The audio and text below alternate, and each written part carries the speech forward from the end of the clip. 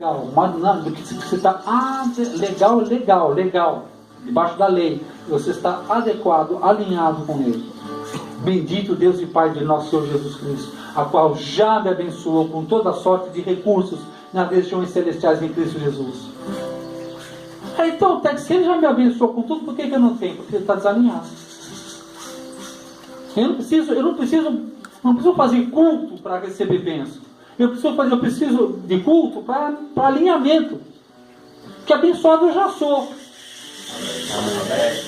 Glória a Deus. Porque tudo que eu vou ter e vou ser, já está escrito. Há um livro escrito a meu teu respeito. Lembra disso? Salmo, daquela?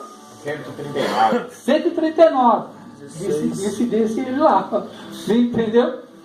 E havia um livro já escrito a seu respeito. Então isso, o que isso significa? Que é um livro escrito. Então qual é a minha função? A minha função é o quê? É me adequar a esse livro.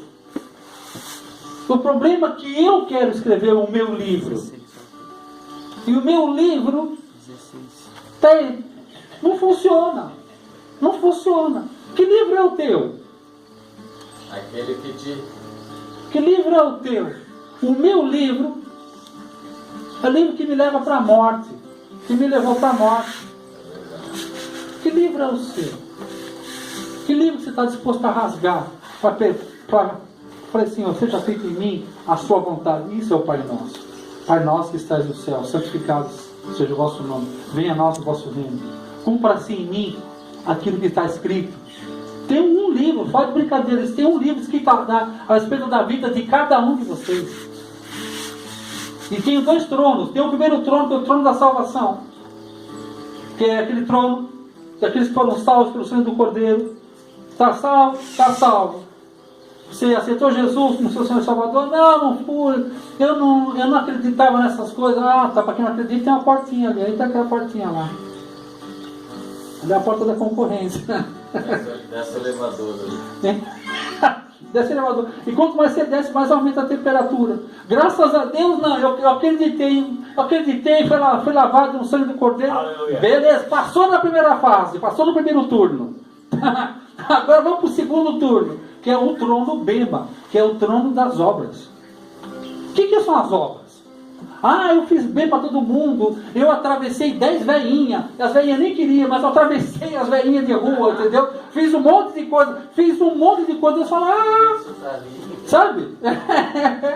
Tá? Então, o que acontece? O que é fazer uma boa obra?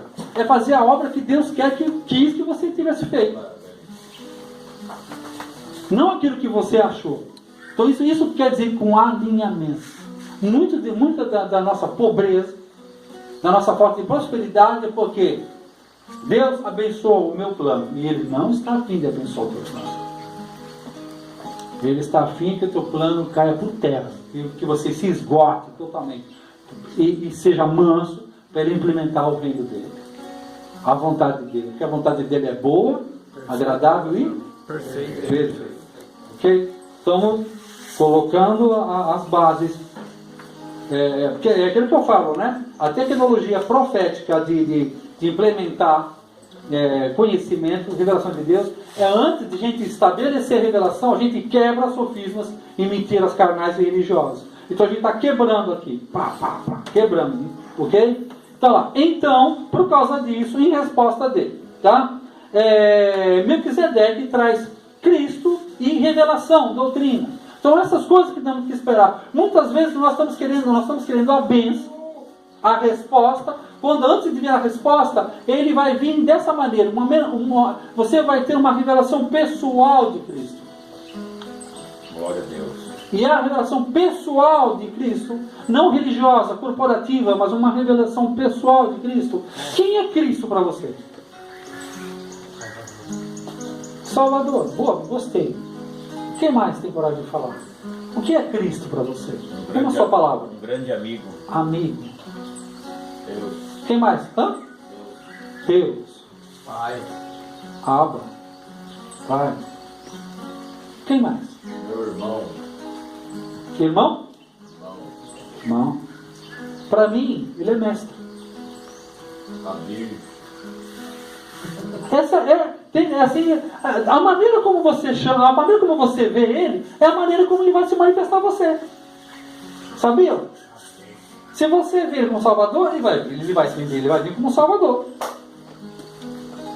Se você vê ele como um Deus, é como um Deus que ele vai se manifestar. Quem não falou nada aqui, Zé? Como? Quem não falou nada aqui?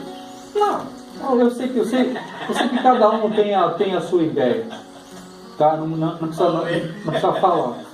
Tá? Obrigado por quem falou. Hã? Eu vou falar para ele, várias vezes se apresentou para mim como amigo mesmo. Estava no pior momento, assim, que não tinha ninguém, tinha ele. Amém. Ninguém Amém. estava. Eu digo isso pessoalmente porque, gente, eu tive 4 paternidades. Tenho a paternidade divina. Tenho a paternidade biológica, tu sabe, do meu amor e paixão para meu pai, biológico, e a presença, a prosperidade que meu pai oferecia para mim. Ok? Depois, a minha paternidade espiritual, Thomas Vernon Dawson, meu pai espiritual na fé. E a 4ª paternidade, minha paternidade profissional, o seu José Yosef Safdie, judeu, árabe, que eu trabalhei com ele 12 anos, e esse homem me ensinou muito. E ele chamava de filho. 12 anos trabalhando com ele. Tá? Então essas 4 paternidades me dão um gabarito para estar falando o que eu estou falando. Por quê? Para você ter 4 paternidades, 4 relacionamentos, tá? Que são duradouros, foram duradouros, tá? O do primeiro é eterno, graças a Deus, tá? Por quê? Significa esse padrão de submissão a essas paternidades.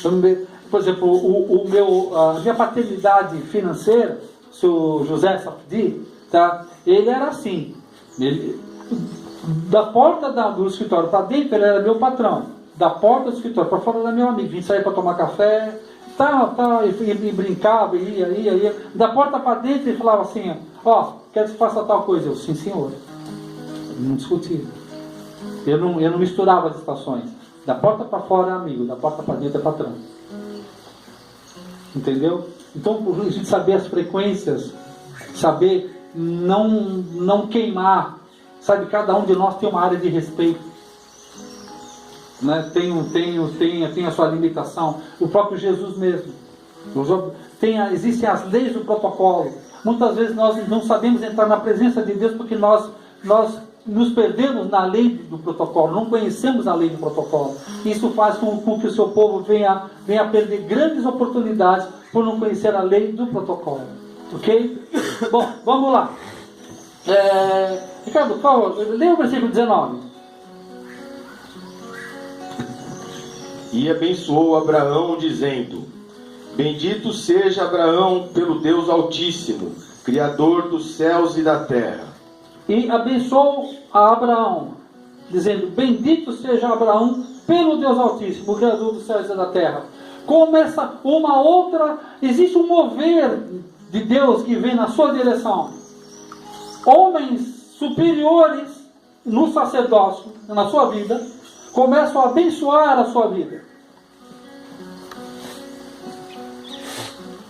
Quando eu estava no primeiro ano do seminário, no primeiro dos 9 anos de seminário, estavam todos sentados, alunas sentados no seminário, e na sexta-feira Thomas Dawson chegava assim: amanhã à noite, sábado à noite, eu vou estar pregando na igreja do Vila Maria, o horário lá é tal.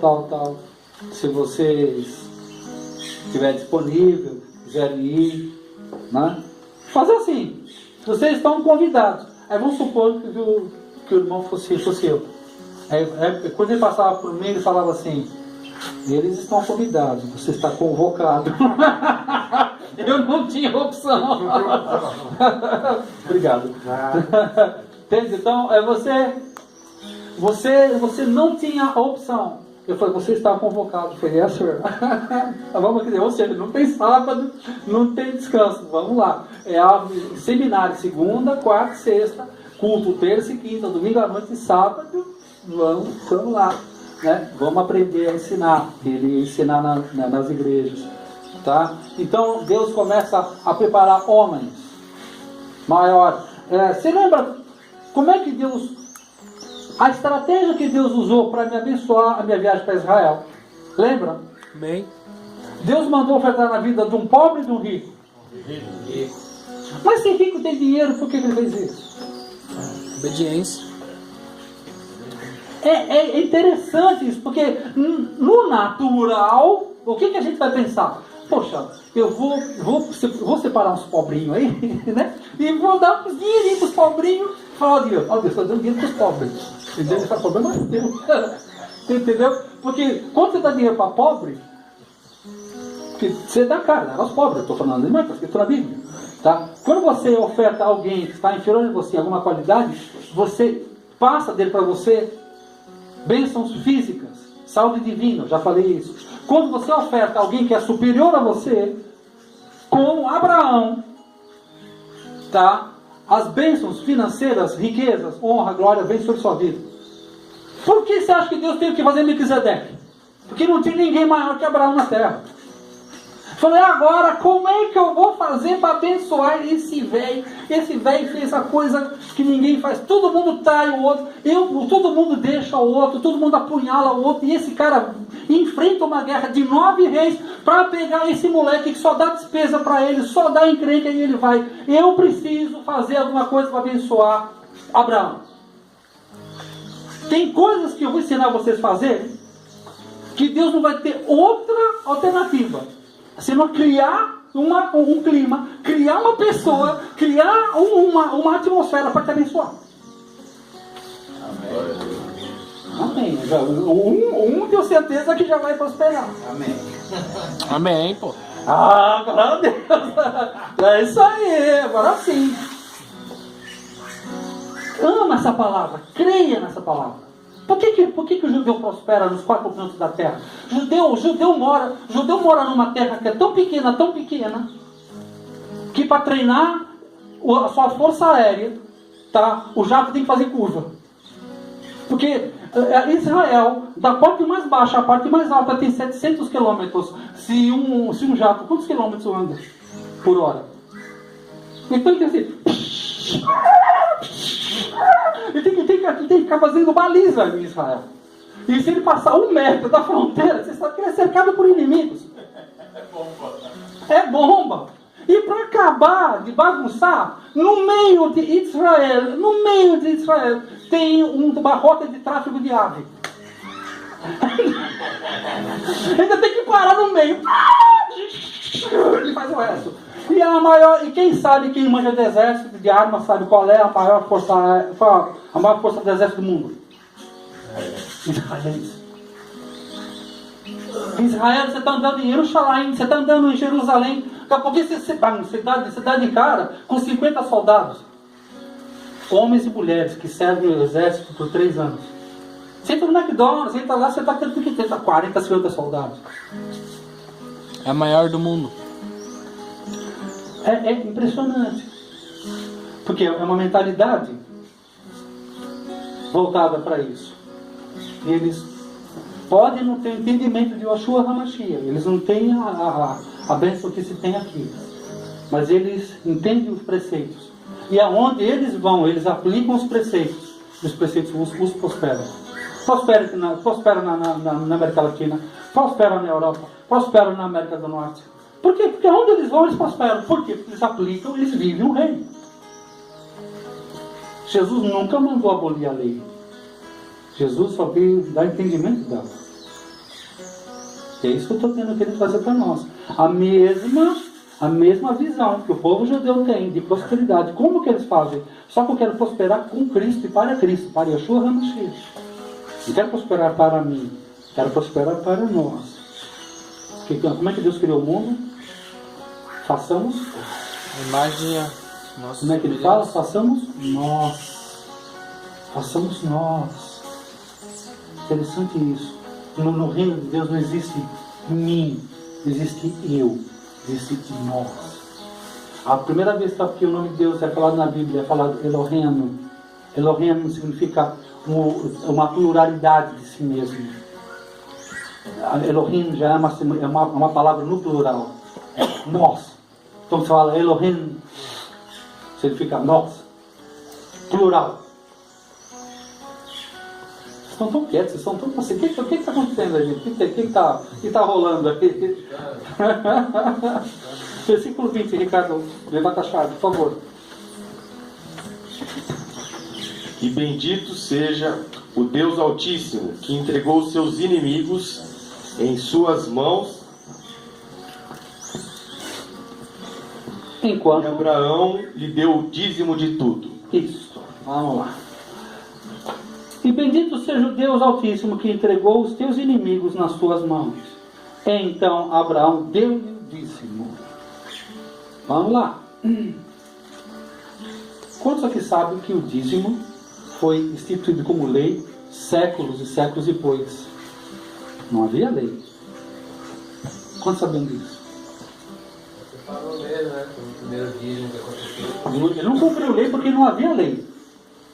Agora, pergunto: como é que ele pagou uma lei de dízimo se não havia lei? Como é que sabia disso? Qual o entendimento que ele tinha? Abraão era de Ur, né? Ur, perto de Jair?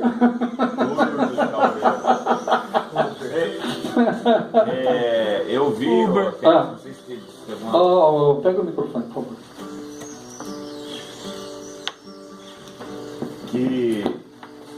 Boa tarde, irmãos. Que os egípcios, né? É um povo muito mais avançado, né? E o Abraão já tinha um entendimento, né? Dessa questão do dízimo, né? Então ele foi. Aqui é uma orientação de Deus, né? No meu entendimento ele seguiu uma orientação de Deus, mas já havia um segmento egípcio de fazer isso, né? De dar uma contribuição, só que aos deuses pagãos, né? Não ao Deus de Israel, enfim. Ok. O fato de os egípcios saberem a respeito disso não dá crédito ao egípcio, mas ainda o que eu falei sobre lei da gravidade. Veja que tem mais um nome de pé. O que aconteceria no Egito se eu soltasse essa chave? Do mesmo jeito no Brasil. Porque princípio é princípio. Tá? Tanto na mão do egípcio como do hebreu. O inimigo sabe dos princípios. A igreja não. A igreja ajoelha e fica chorando mamadeira pedindo bênção. O mundo aplica princípios. De que é feita a Trindade? Quantas pessoas? 3. Quantos dias demorou para eles construírem a criação? 7. 7. Então são 3 mais 7. 7. Somos 10. 10. Quanto foram as pragas do Egito? 10. Quantos são os mandamentos principais? 10. 10. Quantas são as virgens do Novo Testamento? 10. 10. Por que o número 10? O número 10 significa o número da perfeição, da completude. Existe uma reza judaica que eles fazem todo dia, 3 horas da tarde. Mas eles têm uma regra. Tem que ter 10 judeus. Se tiver 9, não tem reza. Nós éramos sócios, aí eu já não era empregado, eu era sócio deles. Eu falava para o Joaquim, então quer dizer que se tiver 9 não tem reza. Eu falava, não tem reza, deixa. Tem que ter 10. Eram 10 empresários que tinham as fábricas lá em Cumbica, tinha 10 empresários judeus. Eles se reuniam em 10. Você falou que 10 dava um fundamento, dava liga na massa, na reza deles. O número 10. 10 dedos da mão. Quem não tem 10? E quem tem 11?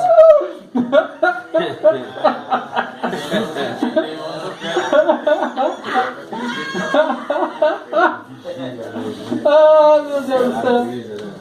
Entenderam isso, gente? 11 dedos nos pés. Entenderam isso? Nossa, fica uma coisa, eu não sabia também, fica uma coisa esquisita. É. Então, Aqui, quando ó. ele fala o número 10, eu estava ouvindo uma ministração de um... Por favor, gente. Por favor. Eu estava ouvindo uma ministração em que o pastor falou: ah, mas se for o caso, pode dar menos de 10%, pode dar 5%, dá 2 de 5%. Pode dar 5%? Pode, não tem problema. Ah, mas pode dar menos de 10%. Por que ele falou isso? Porque ele não conhece numerologia bíblica. Ele não sabe o que significa o número 1, número 2, número 3, número 4, número 5, número 6. O 666 todo mundo conhece. O número 12, que é o número apostólico. O número 40, que é um gestacional. 50. Tá, o número 120, que é 3 vezes 40.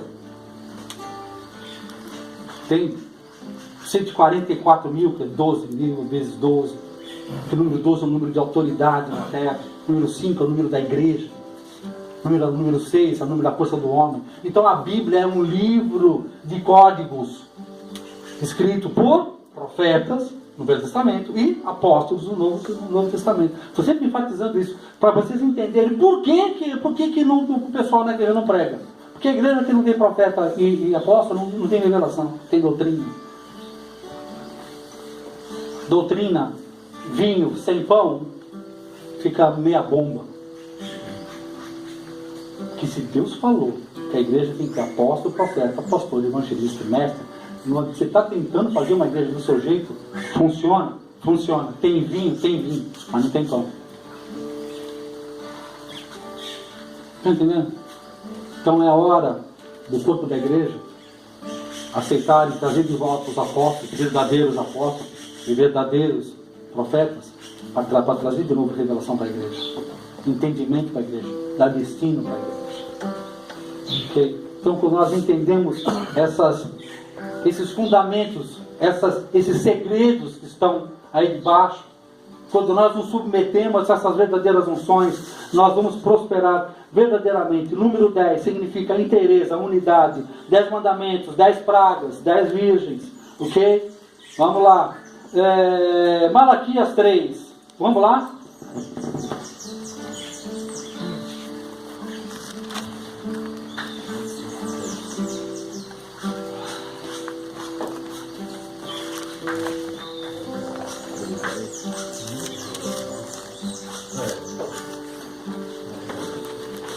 Por incrível que pareça, nós não vamos ler Malaquias 3:10, né?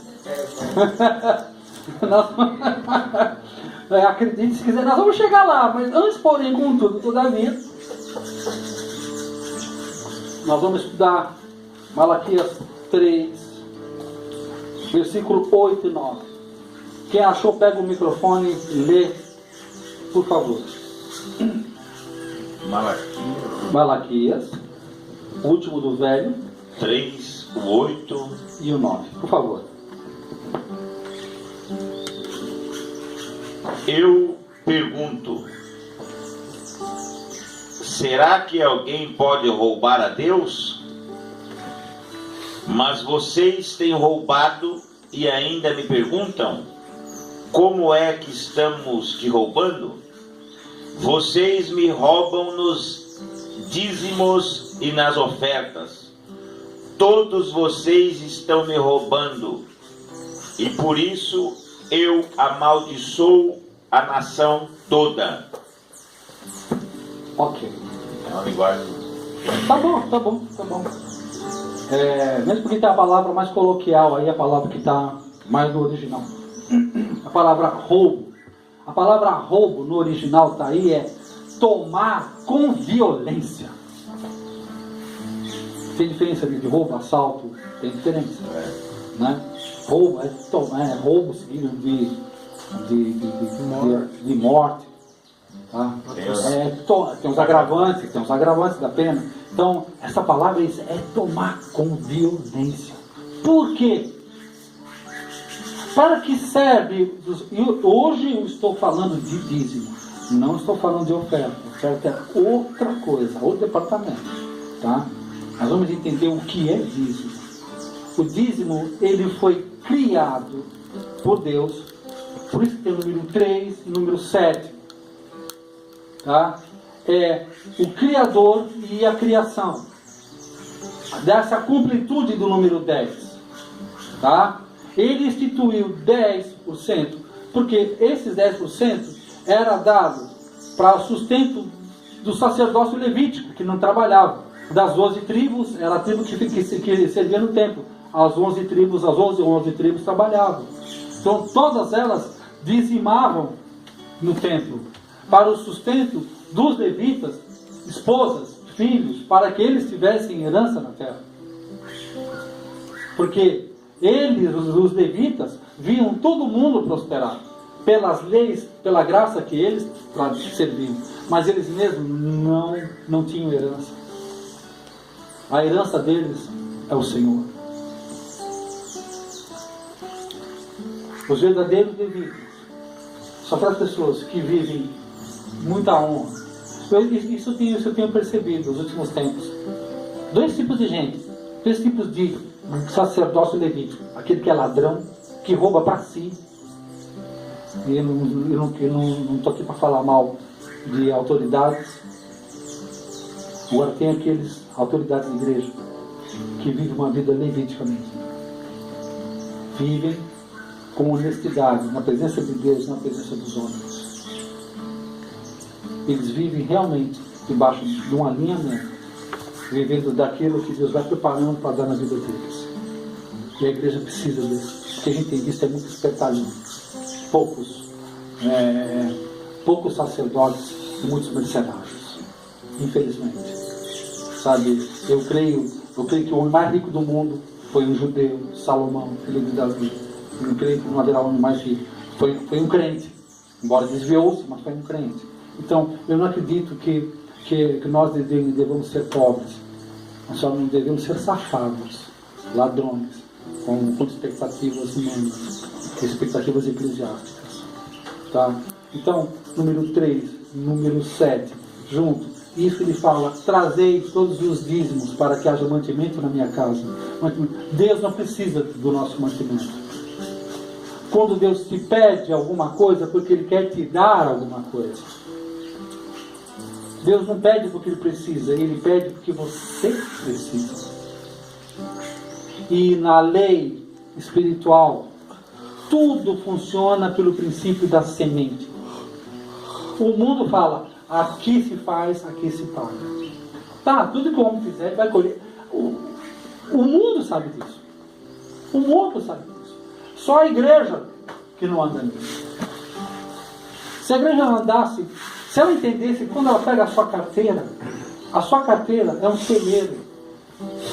Se você olhar a sua carteira e ver aquilo como notas, você vai ter uma visão. Mas se você olha aquilo ali como balas, que vão destruir, que vão matar a sua necessidade, não necessariamente com essas que estão ali, mas o que elas são poderosas para se multiplicar. Quando você ouve a Deus e fala, aplica isso lá, oferta isso lá, faz isso assim. Glória a Deus, aleluia. Está entendendo? Os 10% tem uma lei chamada-se a lei redentiva. Os 10% redime os 90%. Porque nós estamos debaixo de uma lei monetária, que vem da palavra moneta, que também vem da palavra moeda, que é um sistema que Deus não criou. Esse sistema que está aqui é um sistema de Mamon, que ele criou alguma coisa que substituísse o sistema de Deus. Então, não é, o sistema de Deus funcionava por trocas, por escambo. Isso era como era no início, suprindo necessidades uns dos outros. Quando é mudado esse sistema e se transforma no sistema moneta, que é monetário, de moeda, começou a haver uma maneira de se controlar. Tirou-se a capacidade da troca. Vamos dizer assim, vai fabricar tênis, eu fabrico o tênis, você fabrica a blusa. Então, eu te dava um tênis, você me dava uma blusa. Não havia necessidade. Você lembra de lá de Atos? Tinham tudo em comum. Vendiam a igreja primitiva. Porque era uma mentalidade de Gênesis. Tá? Fazia o quê? Tinham tudo em comum. Não faltava nada para ninguém. Não tem nada a ver com o socialismo comum. Né? Não estou falando de questões políticas. Estou falando de questões celestiais. Tá? Porque a prosperidade que eu estou ensinando para vocês é uma prosperidade que vem por compartilhamento. Não por obtenção. Não por ser espertalhão. Mas por ser doador. E dai vos será dado. Antes é melhor dar do que receber. Quando você começa a ser um doador. Sempre que eu falei, uma mensagem foi pregada na África sobre isso. E Deus tocou no coração daquelas pessoas de uma maneira tão boa, tão verdadeira, que eles não tinham nada. A única coisa que eles tinham um sabonete. Pois bem, eles tinham sabonete, eles rachavam um sabonete no meio e um dava o sabonete para o outro que não tinha sabonete. Porque era o que tinham. E quando começaram a trocar sabonetes, e quando eles começaram a trocar sabonetes, eles começaram a prosperar. Tá? Vamos lá, meus irmãos? Vamos lá. Agora sim, para a gente terminar essa partezinha aqui, abre lá no Salmo 23, uma coisa bem conhecida. Salmo 23.